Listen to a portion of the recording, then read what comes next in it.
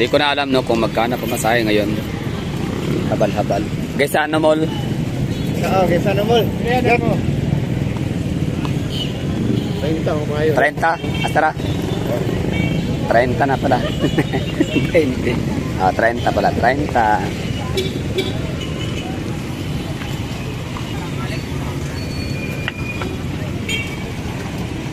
Gaisano Mall, no? Maganda ang Gaisano Mall.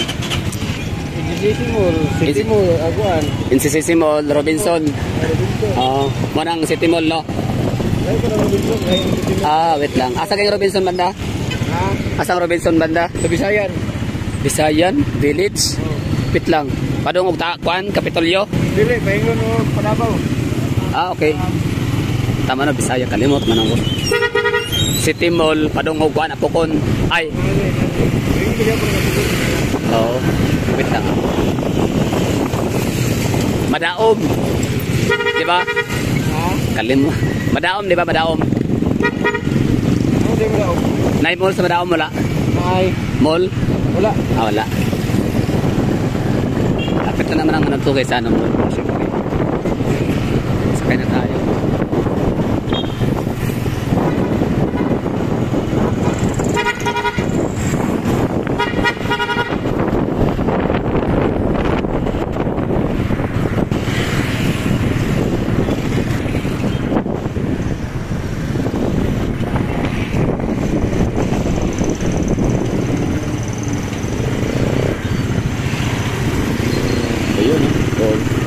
Flying over. Taas. Haba. Kasi tama lang yan eh. Kasi nung araw napaka-traffic. National highway nila. Para maganda to no, pag may mga ganitong ano, sana may gagawin ding flying over sa may Metro Cagayan de Oro City. Yung simula sa ano yan, Villanueva ba yun? Taguluan. Tapos diretsong Opol. Opol ba yun? Nalimutan ko na. Hindi ko mamano. Hindi ko na matandaan. So sana na magkaroon ng ganitong ano, flying over. Kasi yung magka-traverse sa National Highway nila from, sabihin natin, Hingoog City papuntang Iligan City or El Salvador City, no? Is man lang magkaroon na sila ng ano, ng ganito. Hindi na sila kailangan pang siksikan, mas stranded sa mga intersections and crossings. Yan, Gaisano Mall of Tagum.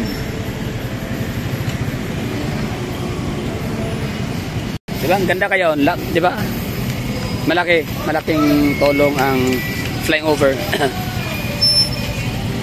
So kung ang Tagum City ay meron silang ganito dito, mas lalong kailangan ng Tagum City ang ganitong flying over para yung mga pupuntang galing Davao, papuntang Butuan City or some part of Caraga region, at least ba hindi na sila masastranded dito sa National Highway na to dito sa area. Kasi dami intersections dito sa area na to dati nung wala pa tong tulay. Stranded sila lagi. Grabe yung traffic. At least ngayon, yung mga dumadaan dito sa ilalim, mga taga rito na talaga Tagum City. Diba? So hindi na mamproblema yung mga taga ibang lugar na wala namang balak dumaan sa Tagum City or mag-drop by, diba? Tapos done, diretso na sila.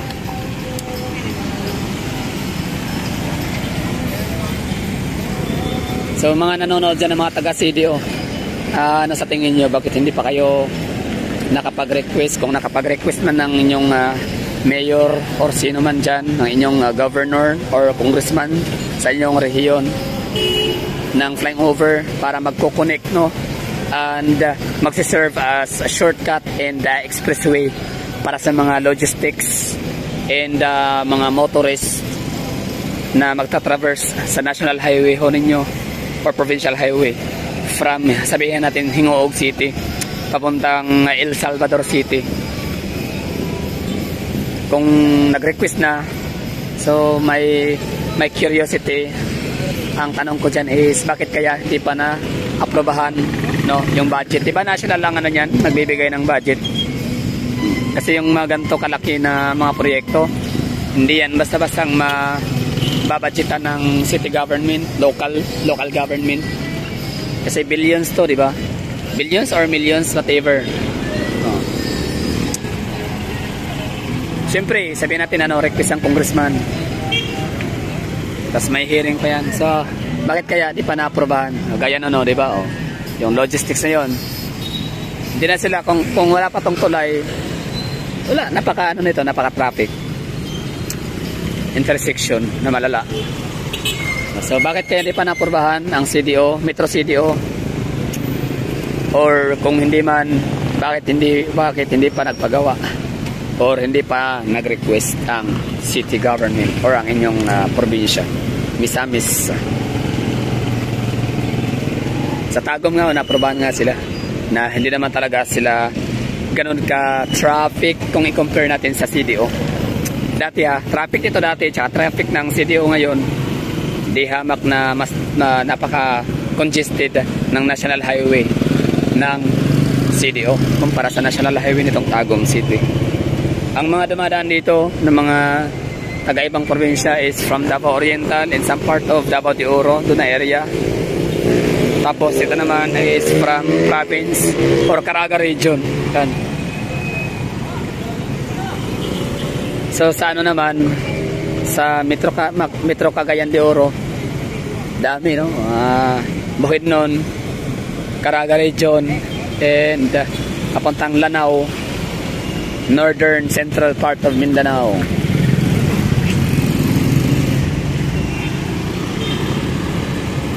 So yung Gaisano Mall and ECCC Mall. Ang lumang mall dito sa Tagum ay GS Gaisano. Ayan tanaw pala natin ito GS Gaisano. Di pa patalapit ng gal, puntahan nga natin. Mamaya separate na Gaisano ba yan? O Gaisano nga. O yan nga, naalala ko pa. Wait lang, nire-revive ba? O bago? Atin na natin mamaya konti. ECCC Mall, Gaisano Mall, pero pinaka-pioneer talaga yung Gaisano. GS Gaisano. Tapos itong ECCC. Ang ECCC parang bininta na yata yan. Ito pagkakalang ko nung araw. Bininta na yan, nag-close na, nagsarado, or bininta, in-assume, or ni-revive. Ano sa tingin nyo? Mga taga-Tagum, let me know in the comment box. And after nyan, ito nga, pinanganak si Gaisano Mall. Tapos pinanganak si Gaisano Grand. Tapos merong Robinson. Tapos meron ding City Mall. At syempre, Anets.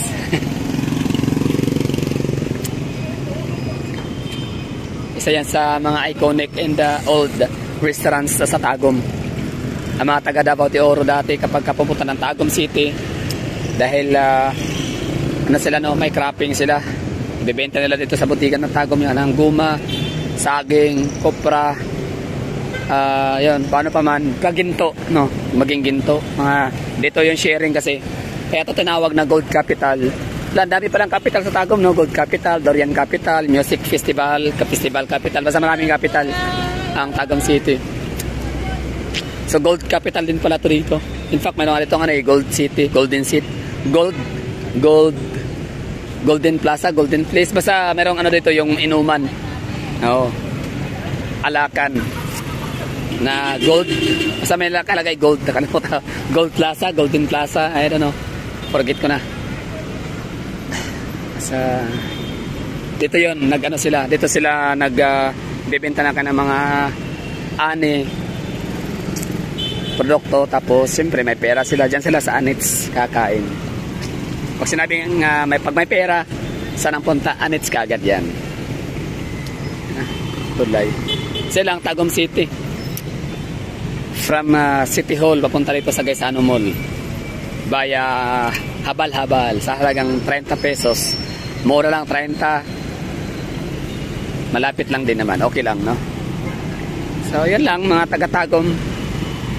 Ano ba sa mga nanonood dyan, ng mga taga-Tagum na wala sa Tagum ngayon, ano sa tingin niyo? Gaano kalaki ang iginanda ng Tagum City? Gaano kalaki ang inilaki